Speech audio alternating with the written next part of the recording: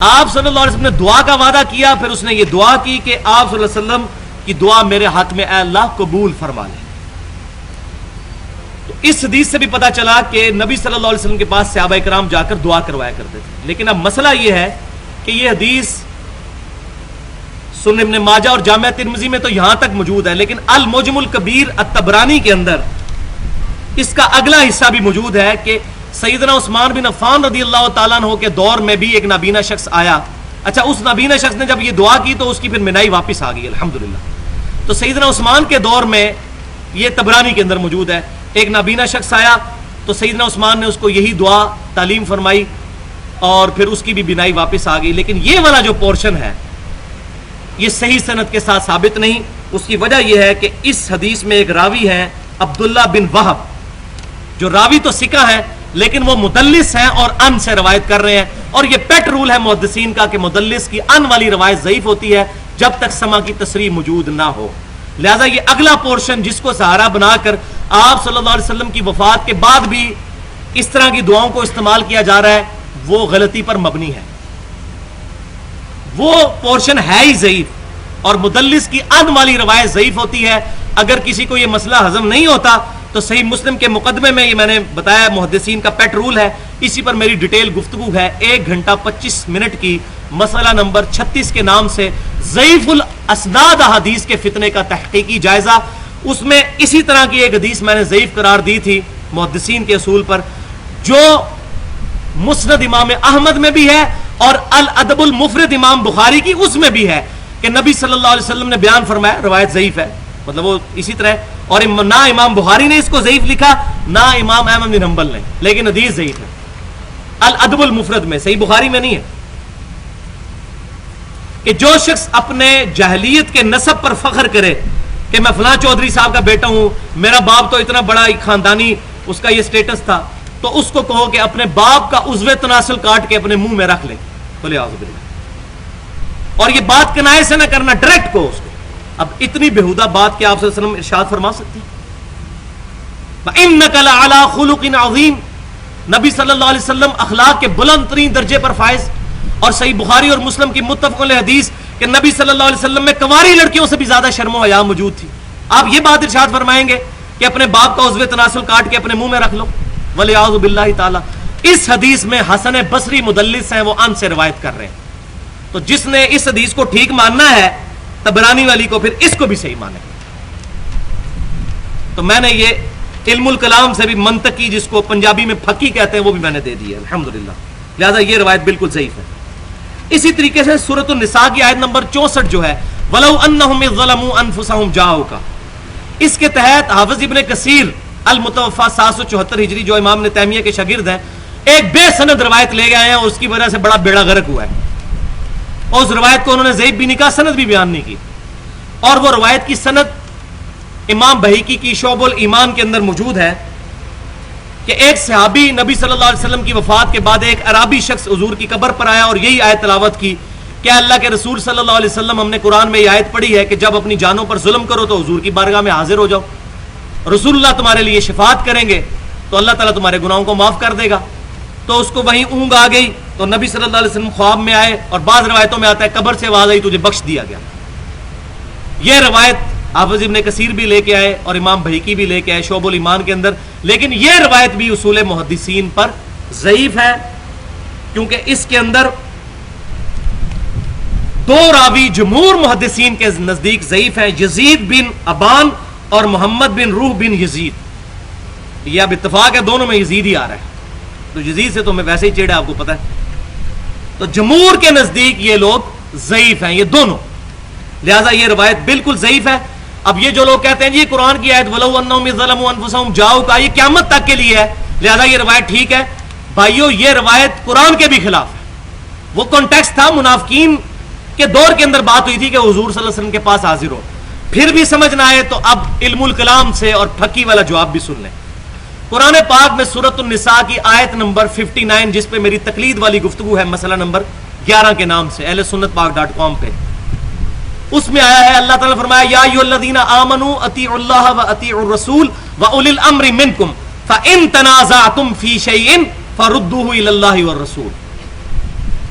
اطاعت کرو اللہ کی، اس کے رسول کی، اور جو تم میں حکمران ہو اس کی بھی اطاعت کرو، مگر جھگڑا ہو جائے اگر تمہارا حکمران کے ساتھ، فردوہ الی اللہ والرسول، تو اللہ اور اس کے رسول کی طرف پلٹاؤ، ان کنتم تؤمنون باللہ ورسول، اگر تم اللہ اور اس کے رسول کے اوپر ایمان لاتے ہو تو اللہ اور اس کے رسول سے فیصلہ کرواؤ،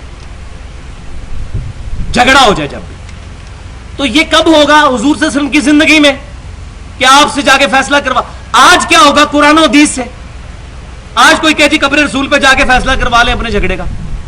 تو آج پروفٹ صلی اللہ علیہ وسلم ایز این انسٹیٹیوشن ہے۔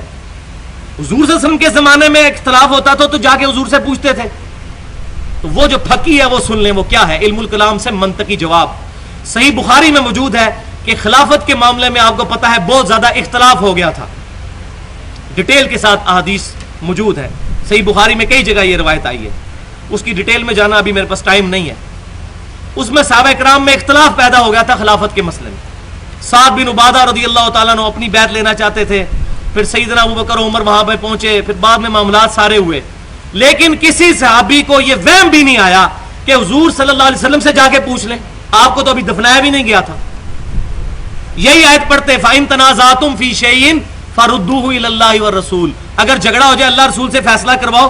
تو صحابہ کرام جا کے حضور صلی اللہ علیہ وسلم کی میت مبارک کے پاس کھڑے ہوتے ہو، کہتے یا رسول اللہ ذرا خلیفہ بنا دیں اپنا۔ ان کو پتا تھا کہ حضور صلی اللہ علیہ وسلم اس وقت بھی زندہ ہے لیکن برزخی حیات کے ساتھ، دنیاوی زندگی کے ساتھ زندہ نہیں ہے۔ قبر مبارک میں بھی زندہ ہے لیکن دنیاوی زندگی کے ساتھ نہیں، آخرت کی برزخی زندگی کے ساتھ۔ تو صحابہ کرام کا حضور سے فیصلہ نہ کروانا، حتیٰ کہ تلواریں نکل آئیں اور بڑا اختلاف بڑھ گیا، وہاں فیصلہ نہ کروانا اسی چیز، اور وہ فیصلہ بھی حدیث پہ ہوا تھا۔ سیدنا ابوبکر صدیق نے حدیث بیان کی تھی کہ خلافت قریش میں رہے گی، جس پہ انصار ٹھنڈے ہوئے تھے، حضور سے جا کے نہیں پوچھا، حدیث پہ فیصلہ ہوا۔ لہذا آج بھی وَلَوْ أَنَّهُمْ إِذْ ظَلَمُوا أَنفُسَهُمْ جَاءُوكَ کے تحت ہم حضور صلی اللہ علیہ وسلم کا بتایا ہوا طریقہ استعمال کریں گے، وہ میں آخر میں انشاءاللہ تعالی بیان کروں گا، اس کے آخری پورشن میں وہ طریقہ کیا ہے دعاؤں کی قبولیت کا۔ اچھا، اسی طریقے سے المصنف ابن ابی شیبہ میں بھی اور دلائل النبوہ امام بہیقی کی، اس میں مالک الدار نامی ایک شخص کی بھی روایت بیان کی جاتی ہے کہ وہ حضور صلی اللہ علیہ وسلم کی قبر مبارک پہ حاضر ہوئے اور کہا یا رسول اللہ صلی اللہ علیہ وسلم قحط پڑ گیا ہے، آپ اللہ کے حضور دعا کریں۔ تو حضور صلی اللہ علیہ وسلم ان کو خواب میں آئے اور کہا کہ عمر کو جا کے میرا سلام کہنا، عمر کو کہنا کہ عقل مندی سے کام لے، سختی نہ کرے، اللہ تعالیٰ تمہیں عنقریب سیراب کر دے گا، اور یہ سارے معاملات۔ تو وہ حدیث جو ہے اس میں محمد بن خازم اور آمش مدلس، دو راوی مدلس ہے اور ان سے روایت کر رہے ہیں، اور اگر کسی نے اس روایت کو صحیح ماننا ہے تو وہ پھر حسن بصری والی تدلیس والی روایت بھی صحیح ہوگی کہ جو شخص اپنے نسب پہ فخر کرتا ہے اس کو کہو کہ اپنا باپ کا عضو تناسل کاٹ کے اپنے منہ میں رکھ لے، ولیعوذ باللہ تعالی۔ اب چونکہ بوتل کا منہ کھل گیا ان روایتوں کی بنیاد پر ضعیف، پھر لوگوں نے کہا جی بوتل کا منہ کھلا ہوا ہے تو اپنے بزرگوں کو بھی فٹ کرو۔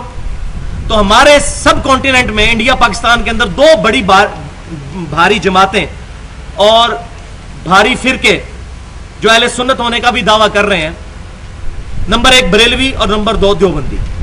بریلویوں کی کتاب ہے فضان سنت اور اس کا چیپٹر ہے مصافہ اور معانقہ کی سنتیں اور آداب، اور دیوبندیوں کی کتاب فضائل اعمال کا حصہ جو الگ سے چھپتا ہے فضائل درود اور فضائل حج، دونوں کے اندر شیخ ذکریہ صاحب اور فضان سنت میں الیاس قادری صاحب یہ واقعہ لے کے آئے ہیں کہ نبی صلی اللہ علیہ وسلم کی وفات کے 550 سال کے بعد شیخ احمد رفائی حضور صلی اللہ علیہ وسلم کی قبر پہ حاضر ہوئے اور وہاں عربی کے شعر پڑھے کہ اللہ کے رسول جب میں مصر میں تھا تو میری روح آ کر آپ کے قبر کا طواف کرتی تھی، ولیعوذ باللہ، اب میں جسم کے سمیت آیا ہوں، اپنی قبر مبارک سے ہاتھ باہر نکالیے، میں آپ صلی اللہ علیہ وسلم کے قبر مبارک کو بوسہ دینا چاہتا ہوں، آپ صلی اللہ علیہ وسلم سے ہاتھ میں لانا چاہتا ہوں۔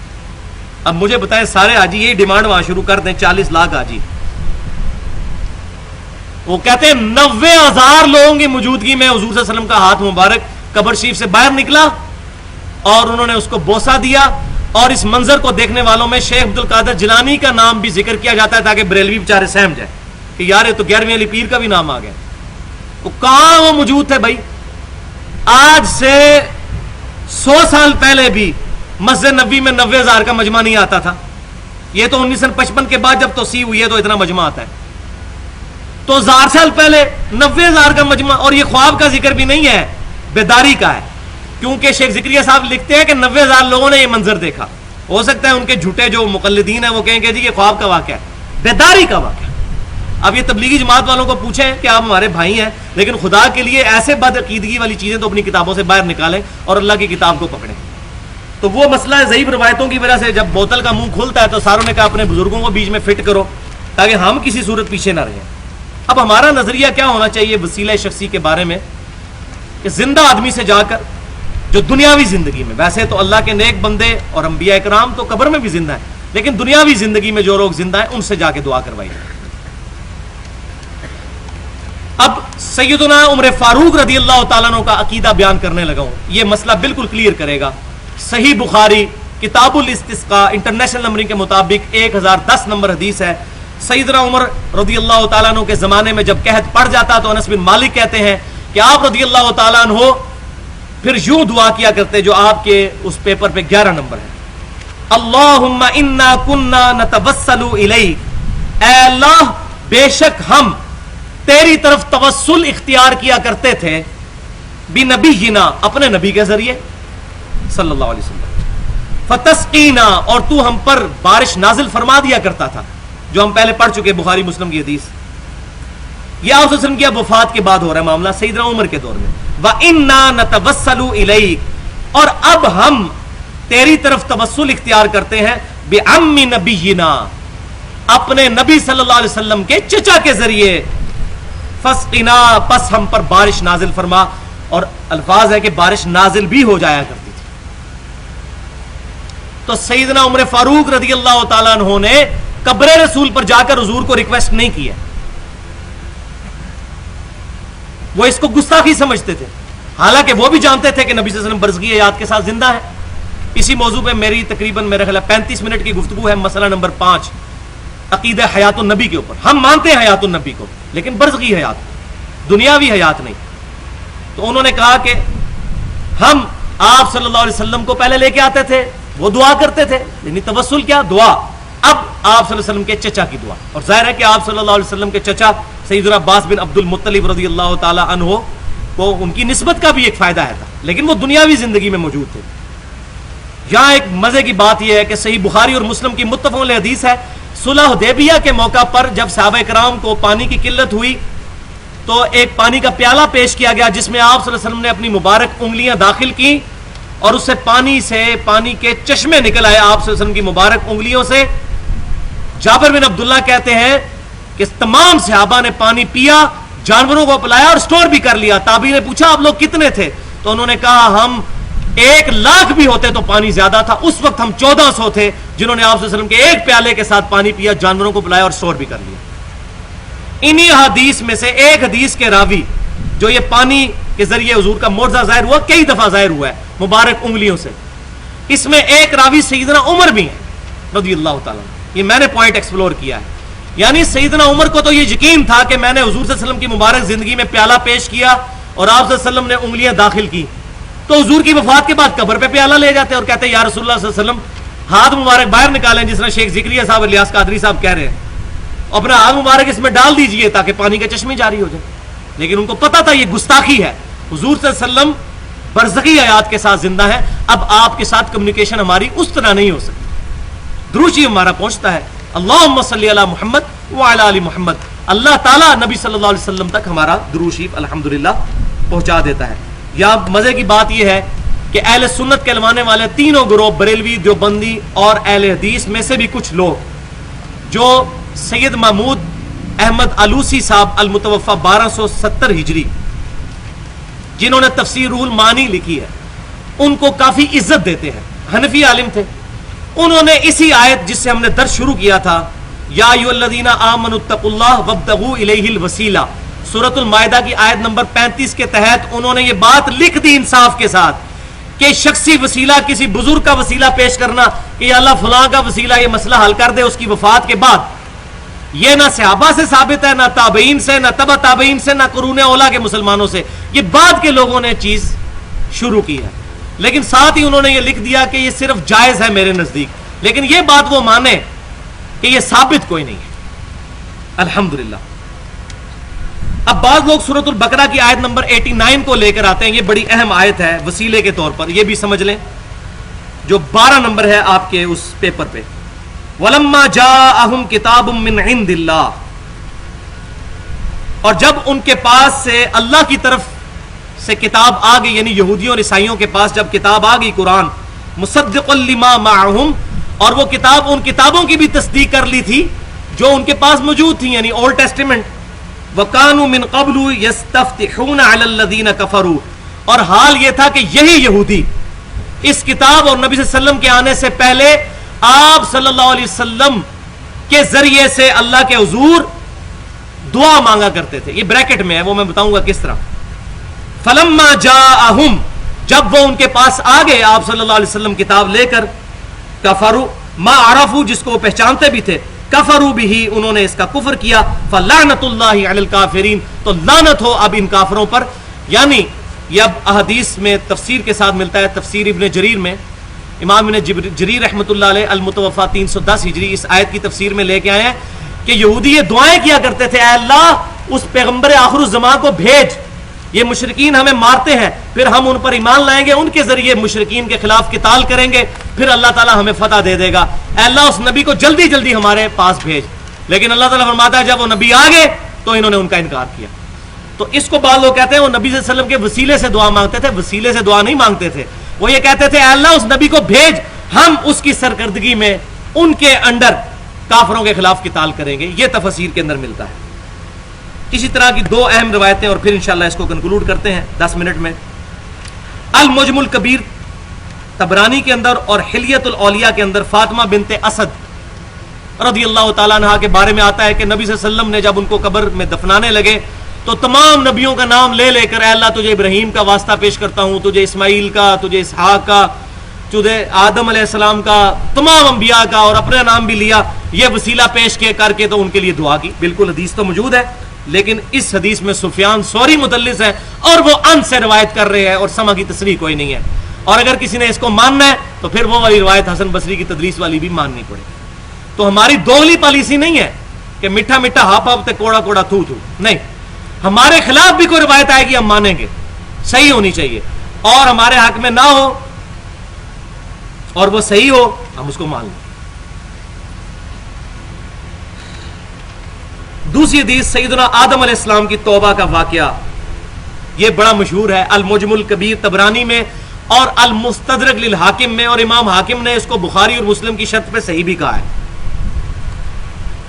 لیکن اصول محدثین دیکھے جائیں گے. یہ مشہور واقعہ ہے کہ آدم علیہ السلام کی جب توبہ قبول نہیں ہو رہی تھی تو انہوں نے نبی صلی اللہ علیہ وسلم کا وسیلہ پیش کیا، اس کی برکت سے اللہ تعالیٰ نے ان کی توبہ قبول کر لی. اس حدیث کے اندر عبد الرحمن بن زید بن سالم یہ ضعیف راوی ہیں، حتیٰ کہ بریلویوں کے سب سے بڑے محقق جو ہیں، جو مفتی منیب الرحمان صاحب کے مدرسے میں شیخ الحدیث ہیں غلام رسول سعیدی صاحب، انہوں نے بھی اپنی کتاب میں شرح صحیح مسلم میں اور تبیان القرآن میں لکھ دیا کہ یہ روایت پکی ضعیف ہے، لیکن چونکہ فضیلت میں ہے تو فضیلت میں ضعیف روایت لی جا سکتی ہے. اعلیٰ صحیح مسلم کے مقدمے میں ہے کہ فضیلت میں بھی نہیں لی جائے گی، لیکن یہ فضیلت میں تو آپ لے نہیں رہے ہیں، اسے تو عقیدہ بنا رہے ہیں وسیلے کا، فضیلت میں کہاں لے رہے ہیں. تو انہوں نے بھی مانا یہ روایت ضعیف ہے اور یہ قرآن کے بھی خلاف ہے، کیونکہ قرآن پاک میں جو دعا آئی ہے اس کے برعکس سورۃ الاعراف آیت نمبر 23 اور آپ کے پاس آیت نمبر 13، ربنا ظلمنا انفسنا وان لم تغفر لنا وترحمنا لنکونن من الخاسرین، اے رب ہمارے ہم نے اپنی جانوں پر ظلم کیا اور اگر تو نے ہمیں معاف نہ کیا تو یقیناً ہم خسارہ پانے والوں میں سے ہو جائیں گے. قرآن میں قصہ آدم اور ابلیس 7 دفعہ ایڈریس ہوا ہے. اللہ تعالیٰ نے دعا ایک جگہ ہی بیان کی ہوئی ہے، اگر وہ والی دعا ہوتی تو قرآن میں آتی. اسی لیے یہی حدیثیں ہیں جو ضعیف حدیثیں جنہوں نے لوگوں کو منکرین حدیث بنا دی ہے، اور اس پر میں نے ایڈریس بھی کیا ہے.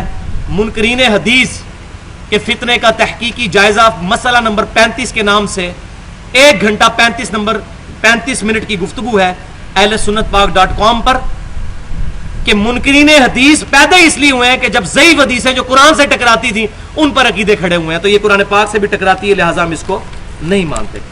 اب انشاءاللہ تعالی 12 منٹ کے اندر یہ کنکلوڈ ہو جائے گی. اب ہم اپنے پورے لیکچر کو جو ہے سمرائز کرتے ہیں کہ 5 صحیح وسیلے ہیں جو اختیار کیے جا سکتے ہیں. نمبر 1 نیک اعمال کا وسیلہ جو خالصتاً اللہ